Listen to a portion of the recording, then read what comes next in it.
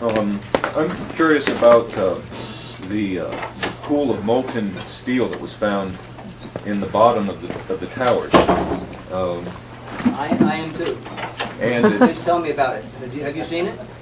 well, not personally, but eyewitnesses there found huge pools of molten steel beneath the towers, and some scientists don't think that the collapse of the building could have melted all that steel. And physics professor analyzed some of the steel, and Stephen Jones, and he found evidence of thermate residue, which would explain how the buildings collapsed by means of pre-planted explosives. So, have you analyzed the steel for any of those residues? First of all, let's go back to your basic premise that there was a pool of molten steel. I know of absolutely nobody, no eyewitness who said so, nobody who's produced it. You'd get down below and you'd see molten steel running down the channel rails. Like you're in a foundry. Yeah, like lava. Like lava. From a volcano. Steel-toed boots is one of the biggest things.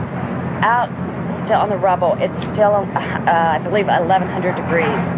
The guy's boots just melt within a few hours. This is how it's been since day one. Oh, it's unbelievable. And this is 6 weeks later, almost 6 weeks later. And as we get closer to the center of this, it gets hotter and hotter. It's probably 1,500 degrees.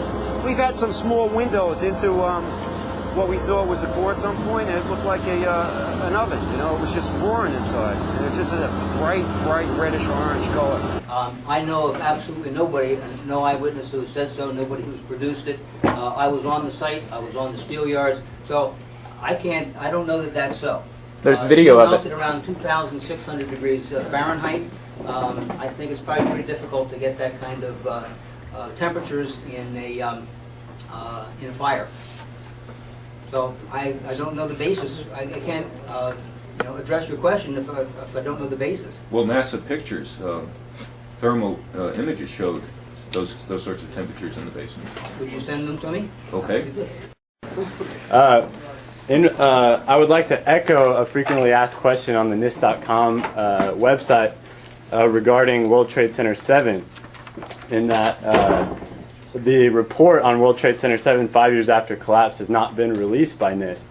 And in the fact that the tower collapsed in approximately 6.6 seconds and free fall in a vacuum would be approximately 6 seconds, why is a controlled demolition hypothesis being examined for World Trade Center 7?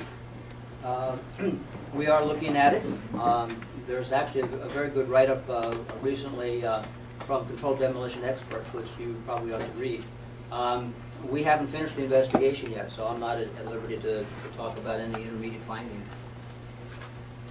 We were charged with finding out the cause of the collapse, and we found what happened. I think we've scientifically demonstrated what was required to initiate the collapse.